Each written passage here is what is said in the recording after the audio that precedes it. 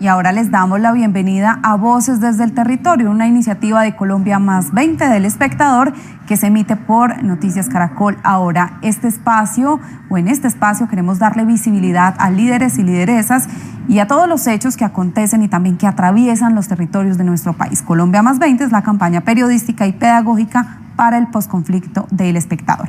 Pues hoy me acompaña María de los Ángeles Reyes, una de las periodistas de este proyecto, con quien vamos a hablar sobre los temas urgentes en materia de paz y conflicto que enfrentan en este momento, o que enfrenta y va a enfrentar el nuevo gobierno nacional. El invitado del día de hoy es Carlos Mario Perea, investigador de la Universidad Nacional, que hará un completo análisis de estos temas urgentes y de lo que hasta ahora han dicho tanto Rodolfo Hernández como Gustavo Petro al respecto. María, buenos días. Buenos días, Tatiana, para usted, para todos los usuarios que se conectan a esta hora con Caracol Ahora y El Espectador, Colombia Más 20. Yo los saludo desde la redacción justamente del Espectador. Y como contó Tatiana, hoy nos acompaña Carlos Mario Perea. Él es doctor en estudios latinoamericanos de la Universidad Nacional Autónoma de México, magíster en historia de la Universidad Nacional de Colombia y psicólogo de la Universidad de los Andes. Trabaja en el Instituto de Estudios Políticos y Relaciones Internacionales de la Universidad Nacional. Sus líneas de trabajo son la democracia, nación, guerra, la violencia urbana, la cultura política, el tejido social. Bienvenido, Carlos Mario.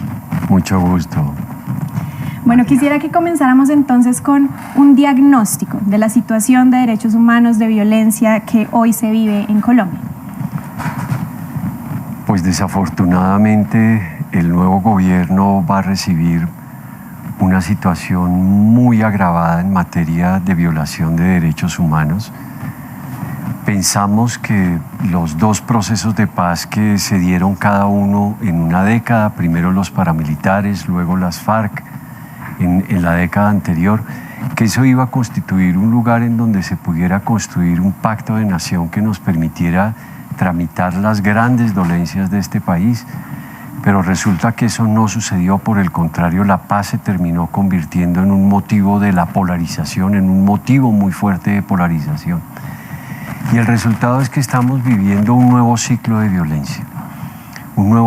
violencia que tiene nuevos actores, porque los actores se han reciclado, se han retransformado, han mutado los actores que venían de tiempo atrás, pero nos estamos encontrando en una situación en que tenemos una nueva versión del ELN, tenemos las disidencias, tenemos los sucesores del paramilitarismo, y esto está significando un nuevo momento de todas las modalidades posibles de violencia. Nos encontramos entonces con que hay un asesinato sistemático de defensoras y defensores de los derechos humanos y de activistas políticos y sociales.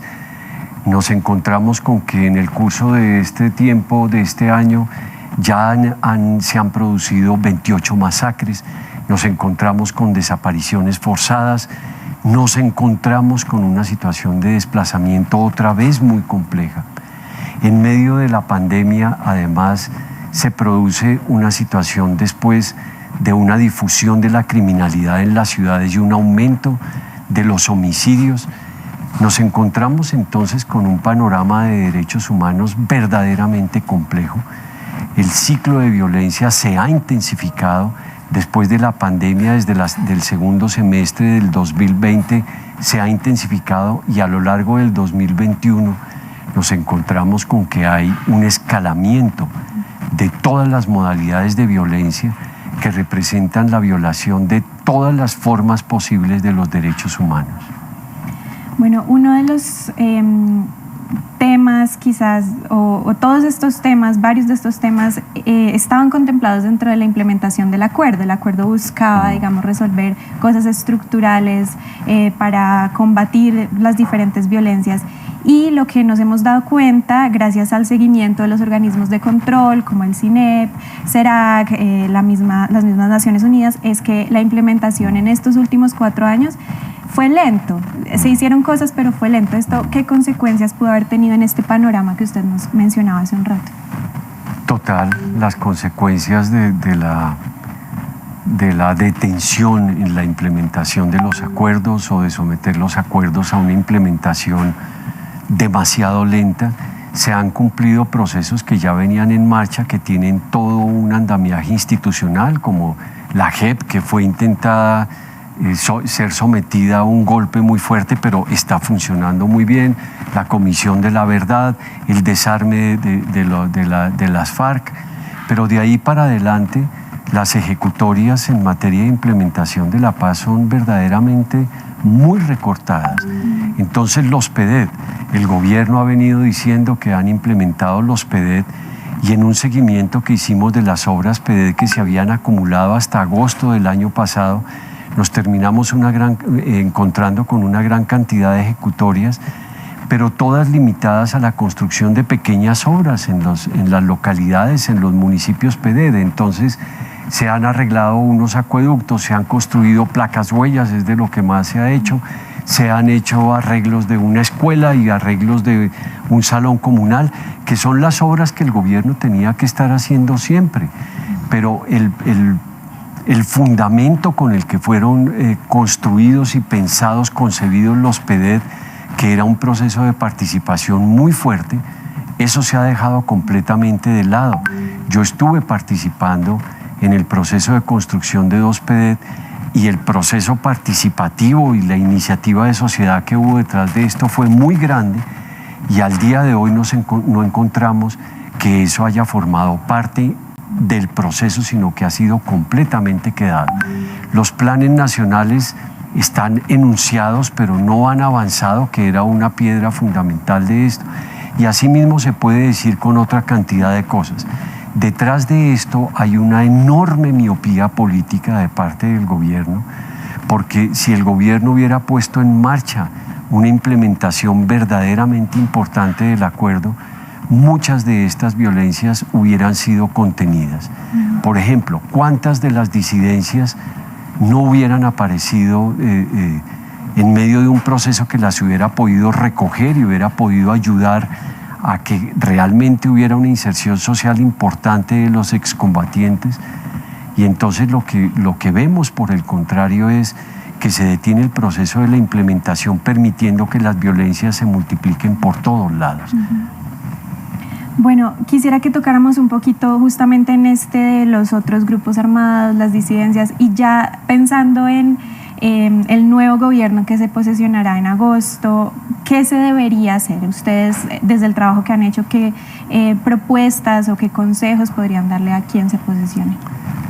Nosotros estamos en un proceso muy grande, comprometidos 7 universidades, 7 centros de pensamiento. Tenemos un grupo de 45 profesores que estamos en el intento de formular un paquete de recomendaciones de política pública. Y estamos haciendo la propuesta de pensar la manera cómo construir un plan de desarrollo 2022-2026 que tenga como objetivo fundamental construir la paz, contener y terminar las violencias y hacer un cuidado real de la vida. Pensamos que en este país ha sido tan extraordinariamente importante la presencia de la violencia y de la muerte, de la guerra y el conflicto armado, que se amerita que en este momento en que nos volvemos a encontrar con la dura experiencia de no poder tramitar nuestras violencias, pensamos que el proceso de paz iba a poder contenerlas, y estamos otra vez enfrentados al hecho de que están otra vez proliferando por todos lados. Estamos entonces ante la pregunta de por qué no podemos contener nuestras violencias, qué es lo que nos hace imposible detener este ciclo incesante de reproducción de las violencias. En razón de una presencia histórica de tal fuerza, pensamos que un plan de desarrollo debiera orientarse en esa dirección.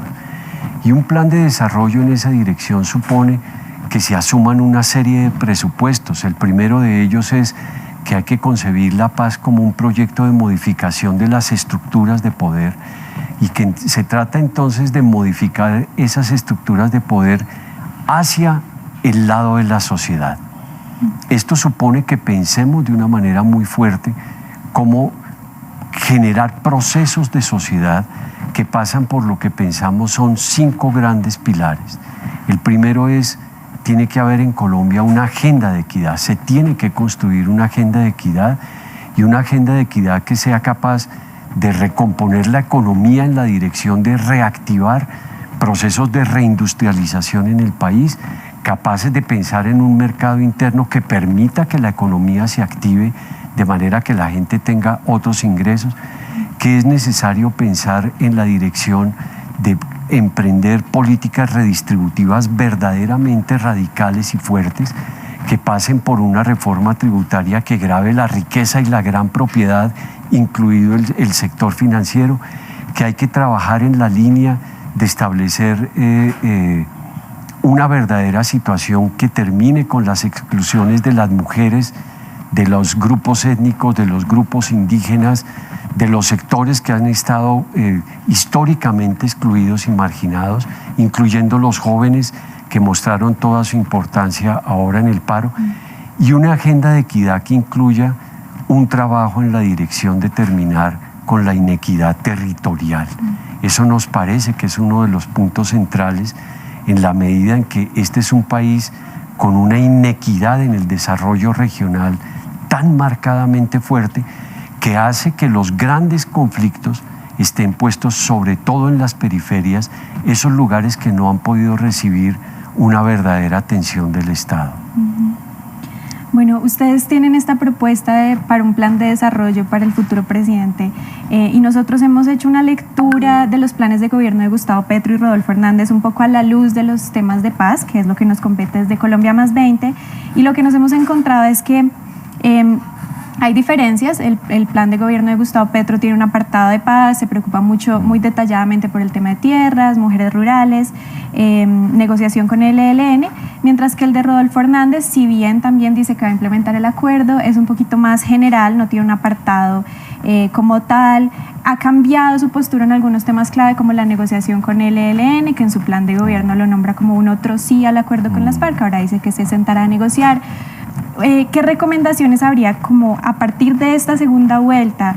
¿Cuáles deberían ser esas prioridades para estos dos candidatos, viendo su trayectoria, lo que ya han dicho? ¿Qué podemos decir sobre eso? Diríamos que un plan de desarrollo centrado en el problema de la paz y el cuidado de la vida tiene una agenda de equidad, tiene otra serie de puntos, pero naturalmente un quinto punto es alrededor de qué hacer con el conflicto con los actores en armas. Quizá ya no podemos hablar de un conflicto armado en la medida que esta lucha política entre fuerzas insurgentes y el Estado ha terminado. Nos estamos encontrando con unos actores de una naturaleza totalmente distinta. No podemos decir que estos actores sean sin más actores criminales, porque ahí tenemos la experiencia de lo que acaba de suceder con las autodefensas gaitanistas de Colombia, que emprenden un paro armado con la posibilidad de detener 180 municipios, y en todos los casos nos encontramos con actores que están en armas y siguen en un proyecto armado, pero que están dedicados a construir órdenes sociales. Necesitamos entonces un proceso que sea capaz de entrar en negociación con estos actores, un proceso de negociación que tenga, por supuesto, como miras el sometimiento a la justicia, que sea capaz además de hacer un planteamiento real frente al narcotráfico, porque es en mucho la matriz de todas las criminalidades en Colombia, descansa todavía sobre el narcotráfico, y entonces hay que pensar qué hacer con el narcotráfico, porque se trata de buscar las maneras de suprimir los mecanismos económicos que alimentan la reproducción de estos actores. Estos actores tienen mucho que ver con el narcotráfico, pero han derivado en muchas economías de muchos órdenes que pasan por la minería, por la trata de personas, pero que también en muchos lugares tienen inserciones en economías legales. De manera que una negociación con ellas tiene que ser pensado, con ellos tiene que ser pensado de cara a que estamos trabando una situación, primero, que tiene una larga historia, porque son actores que tienen una historia muy larga, que tienen unas inserciones en las economías ilegales muy fuertes, que tienen inserciones en los órdenes sociales locales también muy fuertes, que estamos ante una situación casi que de una guerra territorial diseminada que hace mucho más difícil cualquier situación, pero que es necesario pensar una política de seguridad de fondo considerando las nuevas condiciones en que se encuentran estos actores, por hoy distintas a las anteriores. La posibilidad de pensar el ELN con el mismo esquema de las FARC resulta imposible, hay que pensarlo en un nuevo esquema y lo mismo toca hacer con cada uno de los actores. Bueno, definitivamente el nuevo gobierno llegará a asumir muchísimos retos, ¿no? En este tema de la construcción de paz. Muchísimos. Carlos Mario, muchísimas gracias por acompañarnos. Vamos a estar muy pendientes de estas recomendaciones que ustedes están preparando desde el IEPRI para quien sea nuestro nuevo presidente. También a nuestros usuarios, muchísimas gracias por conectarse a esta hora con Voces desde el Territorio, un proyecto de Colombia Más 20 y Caracol Ahora, Noticias Caracol Ahora. Les invitamos a que visiten la sección de Colombia Más 20 del Espectador para que lean más sobre este tema. Sacamos un análisis de estos temas urgentes de la paz. Vamos a estar preguntándoles a los candidatos por estos temas urgentes que hablaba Carlos Mario y le haremos seguimiento a estas recomendaciones. Muchísimas gracias. Muchas gracias. María, muchas gracias.